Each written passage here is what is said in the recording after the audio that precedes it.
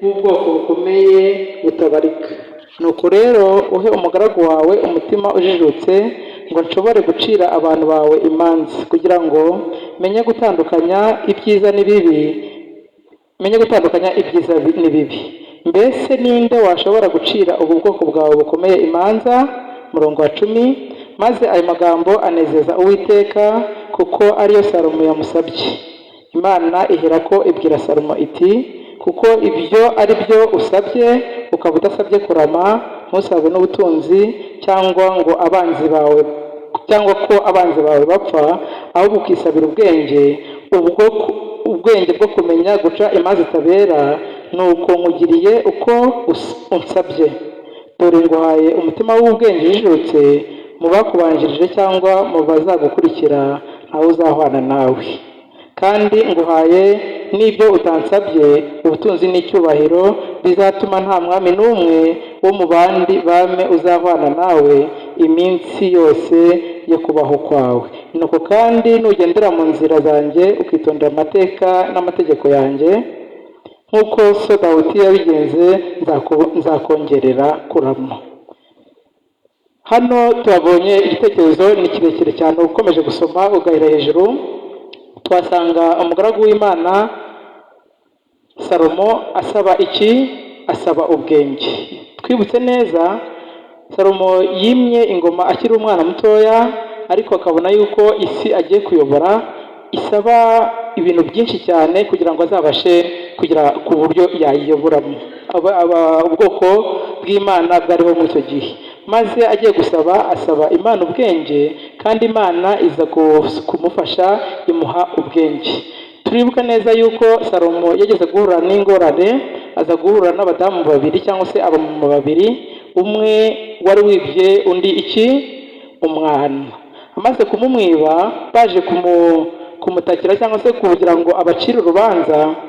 Tuzi neza yuko yaje kubona umwe muri ba bandi asibwira Salomo yuko akwiye kugabanyamo umwana kabiri, kubera yuko yashinjaga undi ko yamumwibye. Ariko twibuke ubwenge Salomo yakoresheje kugira ngo abashe gusohoka muri kiriya kibazo, bwari ubwenge undi wese atari kubasha gukora, uretse ubwenge Imana agize gute? Imana yatanze. Mureke rero muri kano kanya natwe tusabe icyo dusaba Imana, dusabe kugira ngo iduhe umutima w'ubwenge, kugira ngo ibyo dukora byose natwe ijye ibituyoboramo, kugira ngo ibyo dukora byose, yaba imibanire yacu n'abandi, yaba ibyo dukora byose bijye bibasha kuba ibirangwa n'ubwenge. Tugiye mu gitabo cya Samweli cya mbere, igice cya 25, tuhasanga, ntabwo turi buhasome, tuhasanga igitekerezo cy'umuryango wa Dawidi, wa Nabali na Abigayili. Tuzi neza yuko Nabali yari umugabo w'ikigoryi. Mwibuke neza igihe yari amaze gutera umujinya Dawidi agafata umwanzuro wo gutsemba umuryango we. Umugore we wari umunyabwenge, umugore wari uzi kwicisha bugufi, Abigayili yafashe icyemezo, akoresha ubwenge ndetse n'ubushishozi, maze ajya gusanganira Dawidi kugira ngo ataza kwica, cyangwa se ingabo za Dawidi kugira ngo zitaza kurimbura inzu ya Nabali. Hano rero turahasanga neza yuko ubwenge bwa Abigayili no kumenya kwicisha bugufi, agasabira imbabazi umugabo we, nibyo byatumye Dawidi ahindura imigambi yari afitiye urugo rwa Nabali. Hano rero ubwenge Abigayili yahakoresheje, mureke natwe dukomeze dusaba Imana kugira ngo iduhe ubwenge nk'ubu ngubu, kugira ngo igihe tugeze mu bibazo nk'ibi ngibi byo gukiza imiryango yacu, cyangwa se ibintu byarengera imiryango yacu, bitume Imana twungura ubwenge bw'uburyo dukwiye kubicamo.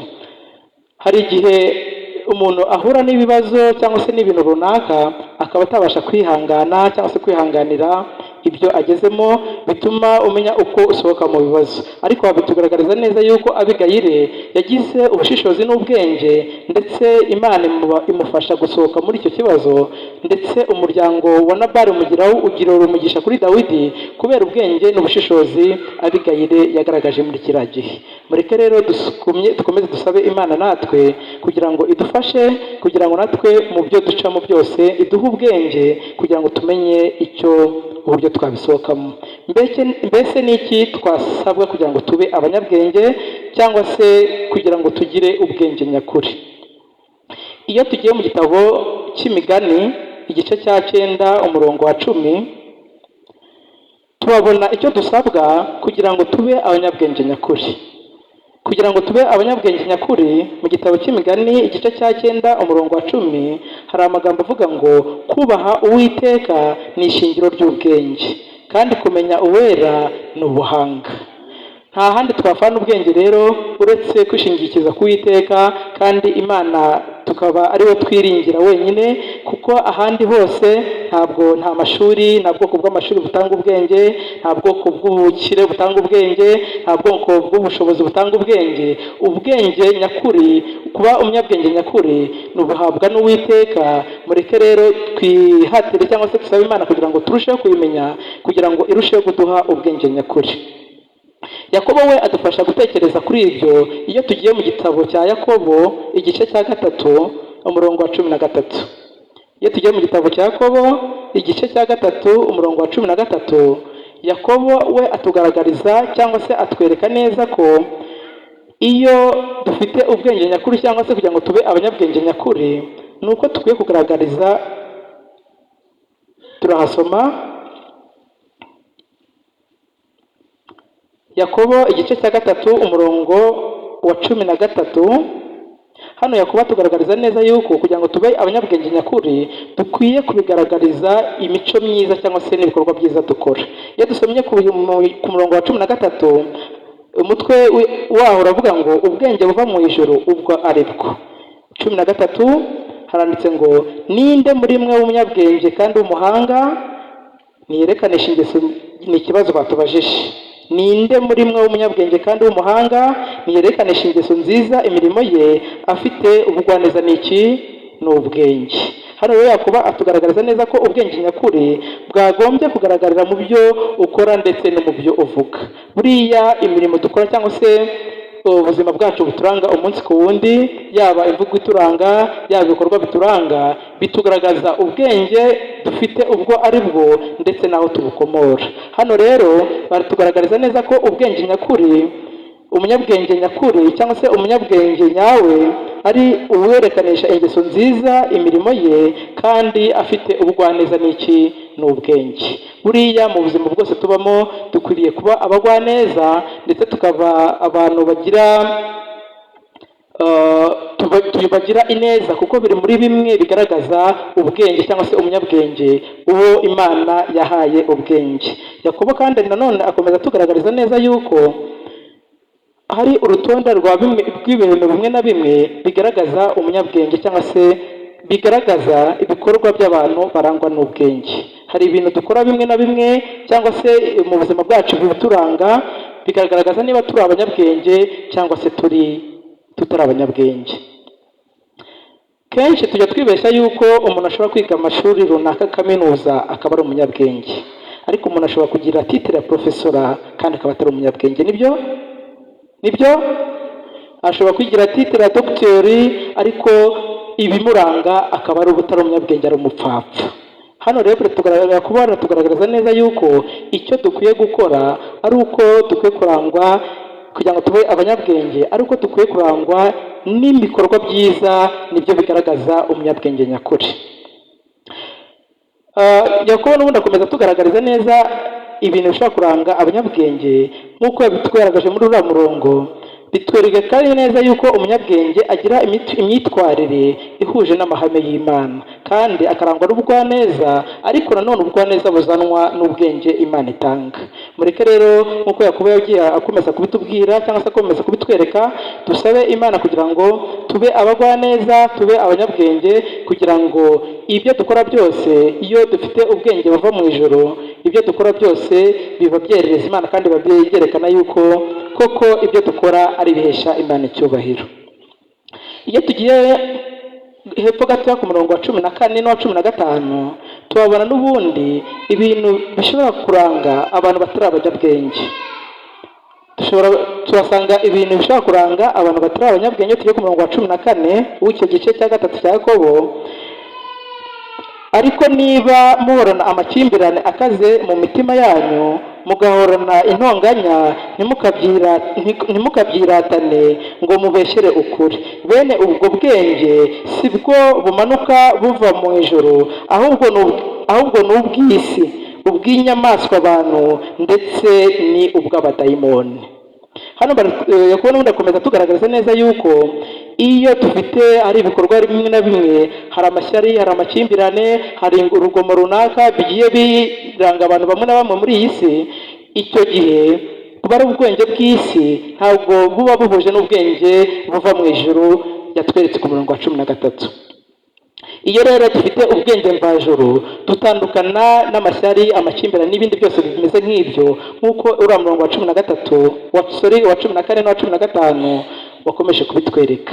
Mureke rero imitima yacu yuzurwe n'ineza, tureke amashyari n'amakimbirane ndetse n'ibindi byose byagendanye nabyo, intonganya, byatuma tubigaragara nk'aho turi abantu bafite ubwenge butaturuka ku Mana. Hepfo gato hari ijambo yakoresheje rikomeye,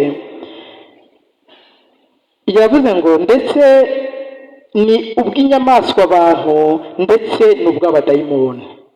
Mureke dusabe Imana rero iturinde ubu bwenge bw'inyamaswa abantu, ahubwo duhe ubwenge buturuka ku Mana, aribwo bwenge nyakuri buva mu ijuru, kugira ngo turangwe n'ibikorwa byiza kandi bituma Imana ikomeza guhabwa icyubahiro.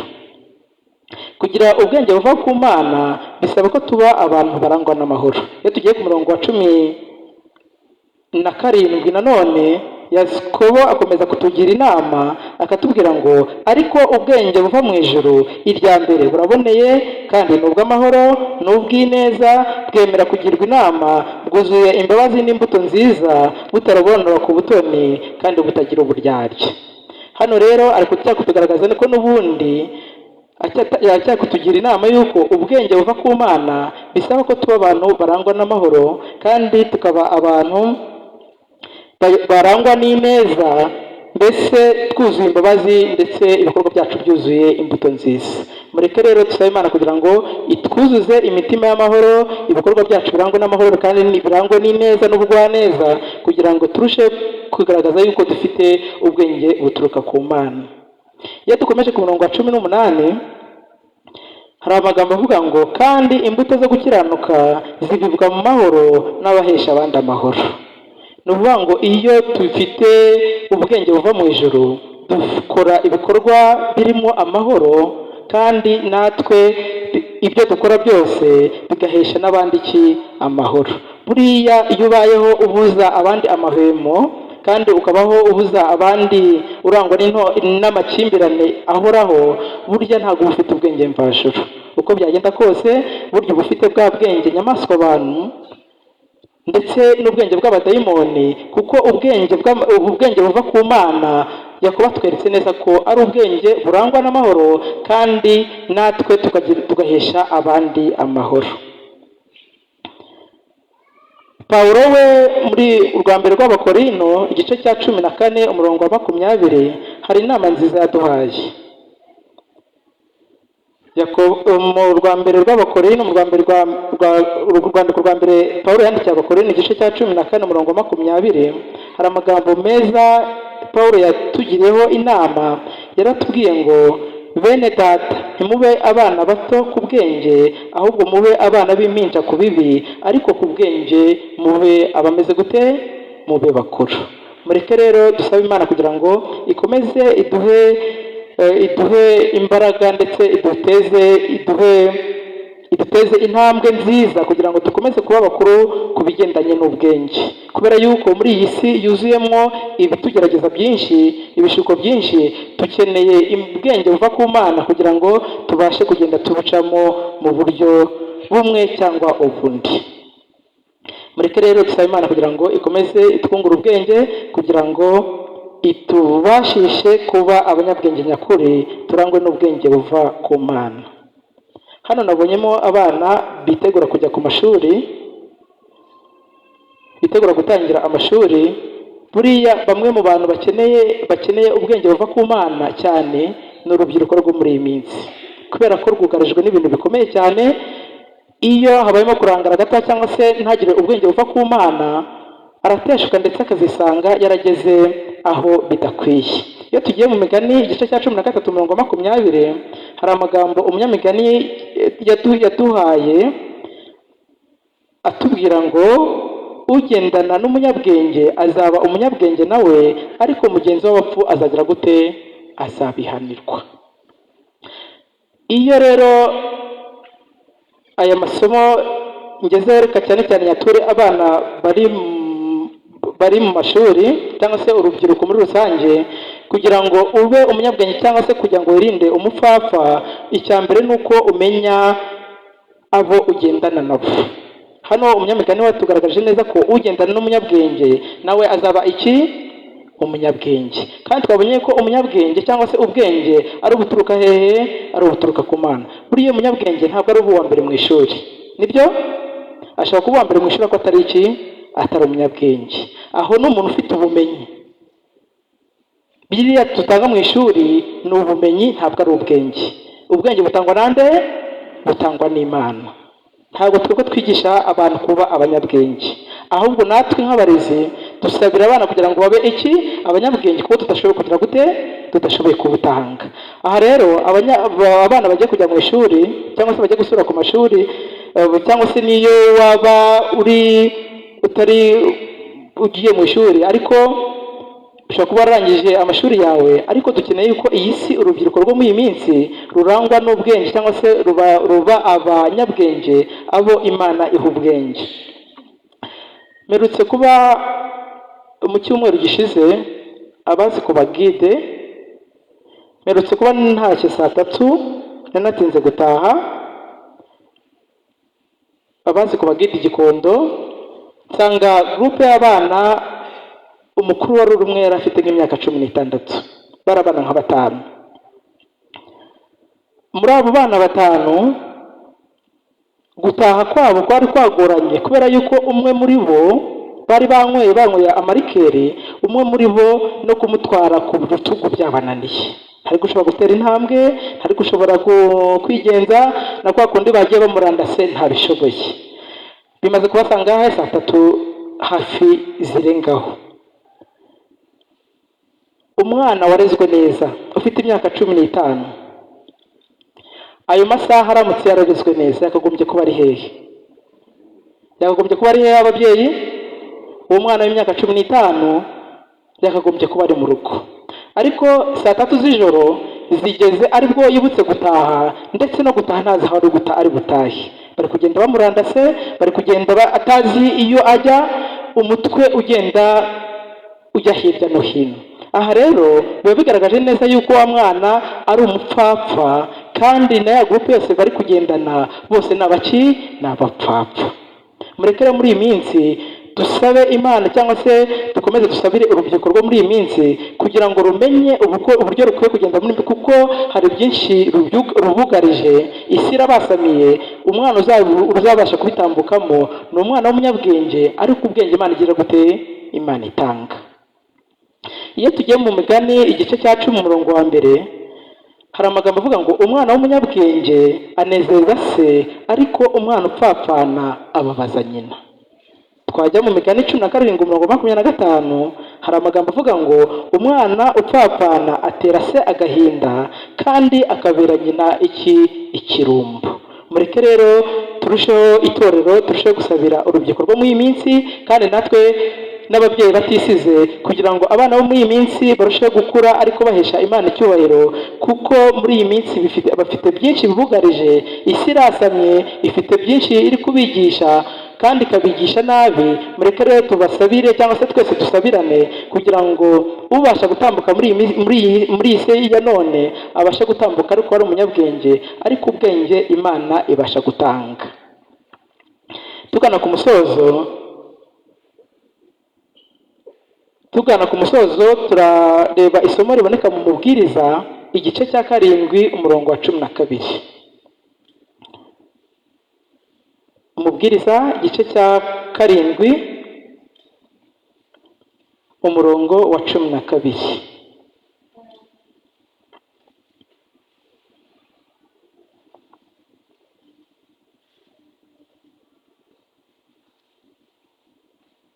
Umubwiriza igice cya 7 umurongo wa 12, hari amagambo avuga ngo kuko ubwenge ari ubwugamo nk'uko ifeza ari ubwugamo, ariko umumaro wo kumenya ni uyu, nuko ubwenge burinda ubugingo bw'ubufite. Muri uyu mugoroba rero, muri uyu munsi w'isabato neza Imana yaduhaye yejeje ikaha umugisha, mureke ndagize mbasabira kugira ngo twese tube mu bwugamo Imana yaduhaye, ubwugamo Imana yaduhitiyemo, kuko muri iyi si ntawe udakeneye ubwenge, yaba umuto yaba umukuru. Twese duhura n'ibyo ducamo byinshi bidusaba kugira ngo tube dufite ubwenge mvajuru bubasha kugira ngo tubashe kubicamo neza kandi bihesheje Imana icyubahiro. Mureke rero ubu bwugamo Imana yaduhaye, ubwugamo bw'ubwenge buzabasha kuturinda, aba ari bwo mbasabira muri uyu mugoroba, nanjye nisabira mu izina rya Yesu.